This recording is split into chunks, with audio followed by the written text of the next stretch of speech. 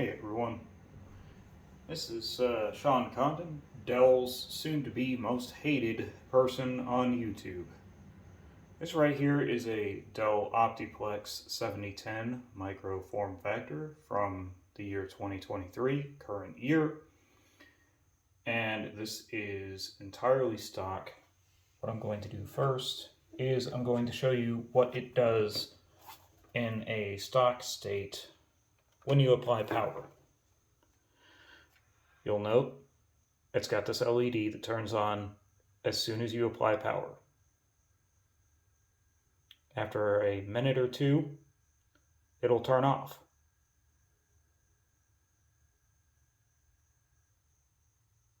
Just like that. That is what it does when it detects that there are no hardware issues with the system. Now,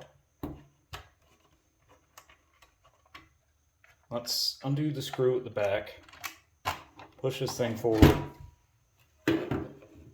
and like I said, this is the minimum specification that you can get. Cost about $700, which in my mind is way too expensive, but I have to have something to do a video on. This is the memory that it comes with. What we're going to do is we are going to switch this memory out and show you what happens when you switch the memory out. Set that to the side. And we will grab 2 sticks of DDR4 memory. This is Viper Steel 32 gigabyte DDR4, 3200 megahertz. And we're going to see what happens when we plug these in.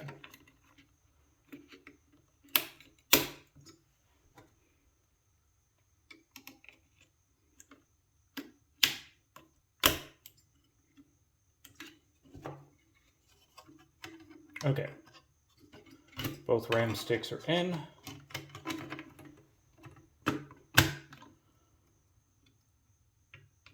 Put the heatsink back on and reattach the fan header.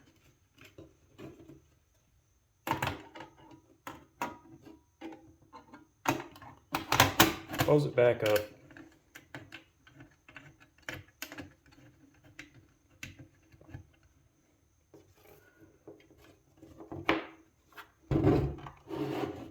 And reapply power.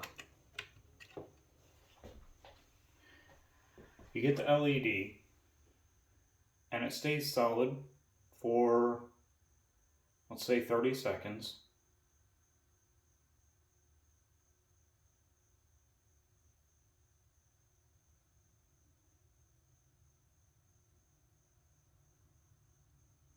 Just wait for it.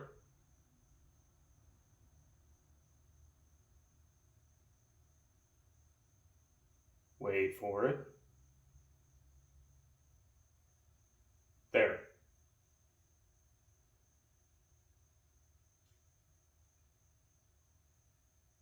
One, two. 1, 2, 3, 4, 5. It gives us a blink code of 2 ambers and 5 whites. This means invalid memory installed. Now, for this particular instance, I can't entirely fault Dell, as I failed to do my research when I was buying this particular memory.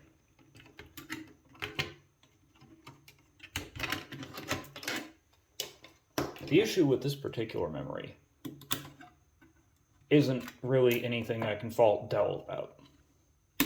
I really can't. It is because this memory right here uses 1.35 volts, but the system's only acclimated to 1.2 volt memory, which is this right here. So, that memory was a no-go. What I decided to do instead of that was grab this right here. a set of 32 gigabytes, two 32 gigabyte modules, Kingston Fury, 1.2 volts. Should work just fine, especially considering that this thing right here, if this thing will focus properly,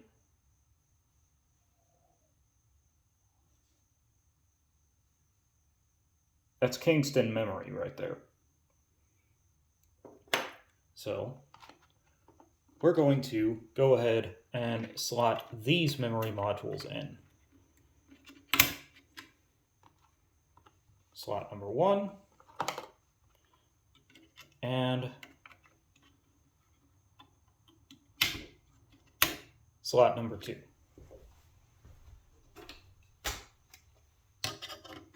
Then we'll put the heatsink and fan back on.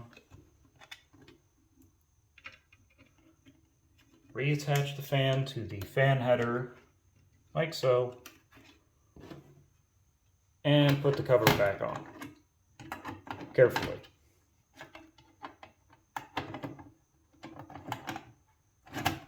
Just like that. Screw this back in, and reapply power.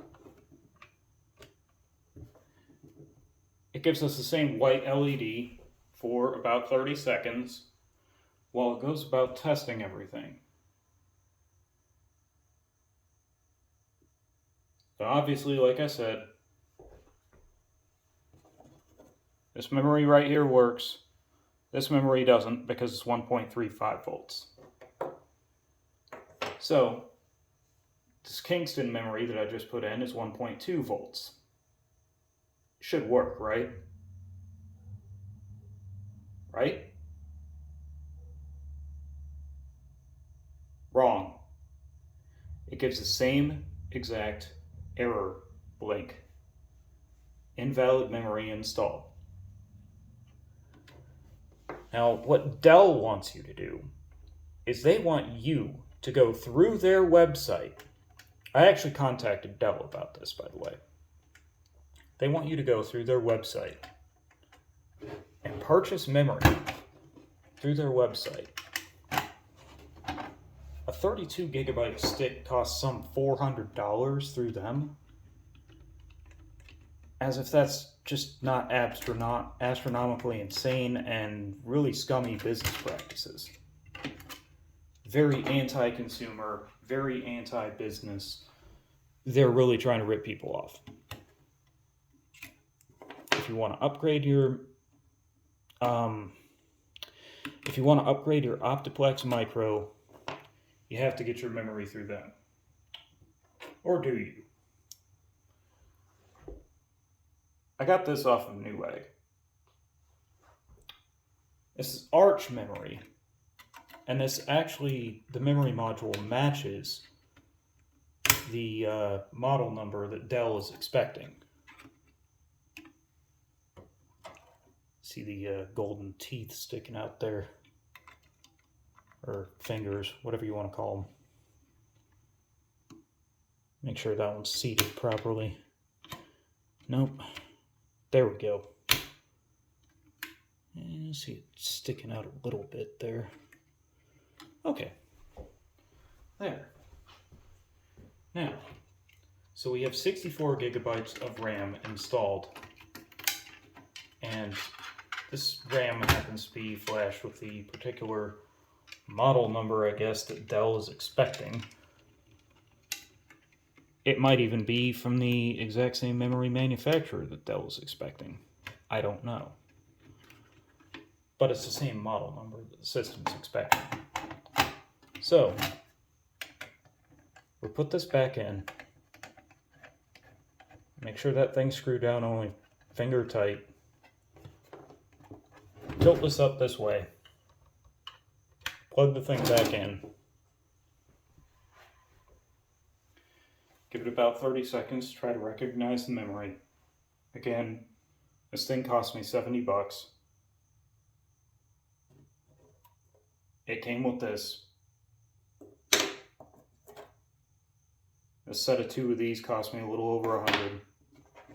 A set of 2 of these cost me a little over $100. And the 2 memory sticks that I just put in cost me about, well, over $200 to buy. Let's try this one more time. So, lights up white, turns off. That means that it actually recognizes the memory as genuine Dell memory. This is really scummy business practice. What's scummy about this? It's a simple fact that I can genuinely understand Dell not having their boards support 1.35 volts. That's not an issue to me. When you have perfectly valid memory, though, it's the same voltage that Dell is expecting, and a capacity that the system supports, why is Dell not supporting that particular memory? It doesn't make sense. It is anti-consumer, it is anti-business, and genuinely, it is a scummy business practice. Dell, you need to do better.